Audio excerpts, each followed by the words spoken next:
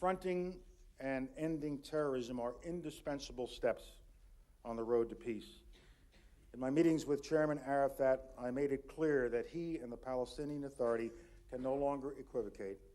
They must decide, as the rest of the world has decided, that terrorism must end. Chairman Arafat must take that message to his people.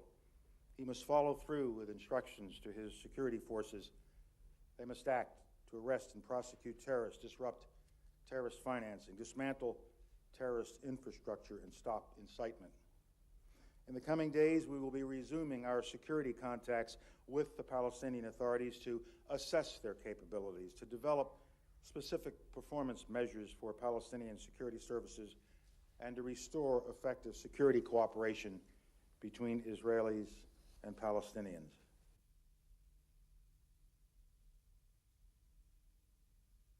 As I depart, I also leave behind fundamental questions for the people and leaders of the region and for the international community as well, questions to ponder. For the people and leaders of Israel, the question is whether the time has come for a strong, vibrant state of Israel to look beyond the destructive impact of settlements and occupation, both of which must end consistent with the clear positions taken by President Bush in his April 4th speech. Israelis should look ahead to the promise held out by the region and the world of a comprehensive, lasting peace.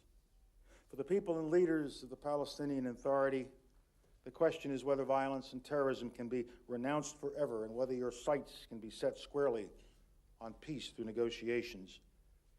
Terrorists and purveyors of violence must not hold the Palestinian dream of independence hostage and prevent the emergence of a Palestinian state. President Bush disappointed with Mr. Sharon, with Prime Minister Sharon, that he did not finish the... But I felt it was important for me to see Chairman Arafat because he is recognized by the Palestinian people as their leader. And he holds the office of President of the Palestinian Authority. So whether one approves of that or disapproves it or likes it or doesn't like it is a reality. It is a reality that I had to deal with.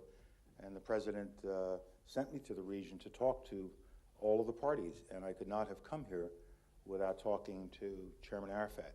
Mission, and maybe in a way help we had a solid exchange of views. I gave him a very clear message about what our expectations were for him as the leader of the Palestinian people in the current position that he is in. Even if he is constrained in his ability to move and communicate, he has a powerful voice and he can be heard, so he should use his position of leadership and his powerful voice. And so I think it was appropriate for me to meet with the leaders of both sides, and that's what I have done. Why don't you visit the Church of Nativity and the Jenin refugee camp and see the massacre there? I'm deeply concerned about the situation at the Church of the Nativity, and I'm watching, as we all are, scenes that are coming out of Jenin to see if I can get a better understanding of the extent of damage and loss of life. I wasn't able in the course of my visit here to go there, but my assistants who are staying behind will be spending more time traveling to these various sites in order to give me information with respect to what happened. What about your meeting with President Mubarak? Why it was cancelled?